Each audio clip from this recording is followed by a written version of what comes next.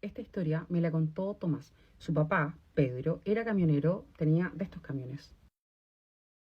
Ellos vivían en Longaví, sin embargo, tenían conocidos por todas partes, ya que el papá trabajaba como haciendo diferentes trabajos. O sea, él había heredado ese camión y con ese camión él era el sustento de la casa. La cosa es que un día, en el sector Mellico, no sé, está como de la cordillera de Longaví, cerca del puente Malcho, se comunican con Pedro, el papá de Tomás, para pedirle por favor si es que él podía comprar un cajón fúnebre, porque un caballero conocido y joven en la zona había fallecido como muy extrañamente.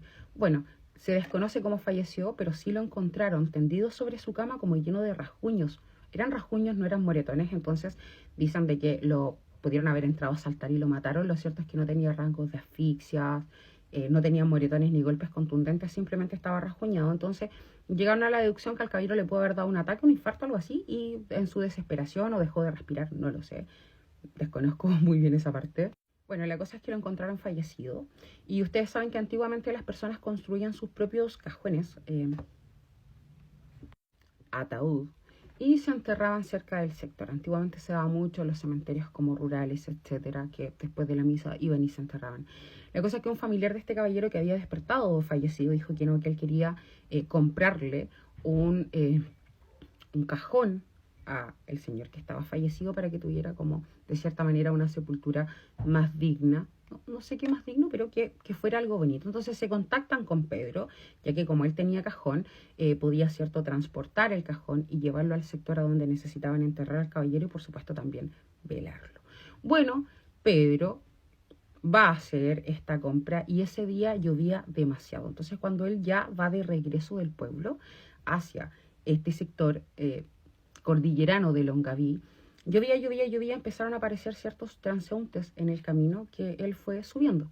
La cosa es que como solo tenía el espacio del conductor y copiloto, subió a dos personas, pero más adelante le seguían haciendo dedo y subió un personaje que venía solo. Se sube atrás y al rato después ya no se veía.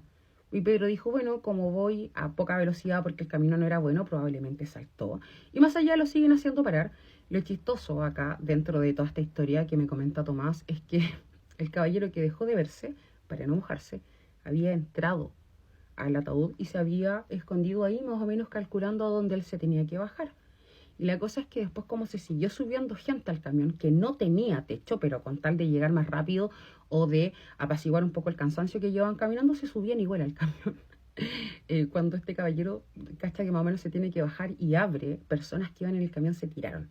A lo loco, porque obvio se asustaron, venía un ataúd ahí y de repente se abre y pensaron que a lo mejor ya venía con el difunto.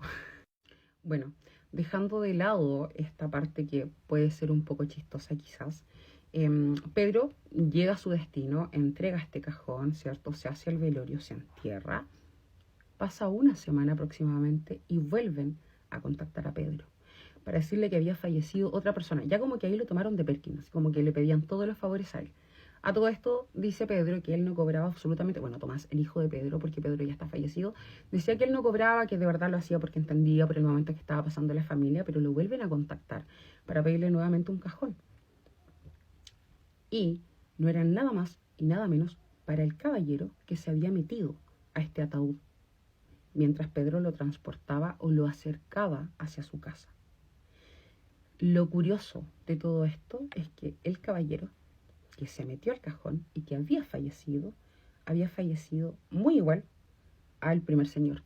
Estaba todo rasguñado, pero sin síntomas de asfixia, absolutamente nada.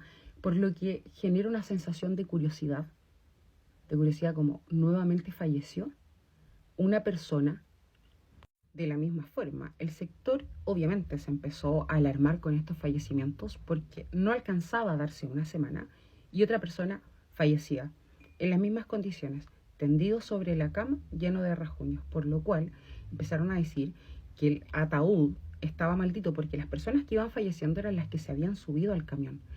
En total fallecieron 6 personas, 2 que iban adelante y 4 que durante el camino se fueron subiendo atrás, ¿cierto? Estas 6 personas habían estado en contacto con este ataúd, pero a mí me sigue quedando esa duda, o sea, si esto hubiese sido una maldición del ataúd, ¿por qué había fallecido un personaje antes? Es ahí donde yo quedo como con una especie de vacío.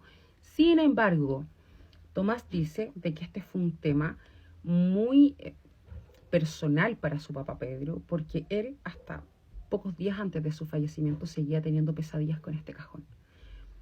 A los 2 años él dejó de manejar el camión y empezó a tener como una especie de psicosis en donde veía a las personas que había transportado, se acordaba perfectamente de ellos. Habían muchas cosas que se le habían nublado en la realidad, pero sí lograba acordarse perfectamente de cuando él había empezado a transportar ataúdes. Lo cierto es que estos ataúdes venían con madera, nuevos, o sea, siento yo que no traían gran carga energética más la que se le otorga después cuando ya se aposenta el difunto dentro de él. Una historia que puede tener poca explicación, pero sí bastante coincidencia, ya que Pedro, al entrar en edad, sí, él fue uno de los únicos que no falleció tan joven, que era el camionero, ¿cierto? El dueño de este camión. Pedro fallece durante la noche, ya, pero pasando muchos años, que él seguía teniendo como estas pesadillas o estas visiones, como esta psicosis que quedó después de estos episodios de fallecimiento. Fallece en la noche a través del sueño. Quienes lo encontraron al otro día fallecido estaba totalmente rajuñado. No habían robado nada. De ahí es donde Tomás dice, nunca robaron nada. Era algo o alguien que venía a buscarlos, pero nunca se llevaron nada. Ahí por lo menos queda la claridad de que no era que alguien los rajuñara. Lo cierto es que nadie estaba con Pedro en el momento de su fallecimiento, entonces tampoco se conoce cómo él falleció. No lo sé. Yo no quise preguntarle esto a Tomás de, oye, ¿por qué no le hicieron una autopsia para ver cuál había sido como el... No quise preguntarlo, pero él me lo cuenta como temas que quedan inconclusos, que tienen poca explicación, que pueden ser una coincidencia, pero la verdad que igual genera cierta sensación de, ¿qué pasó acá?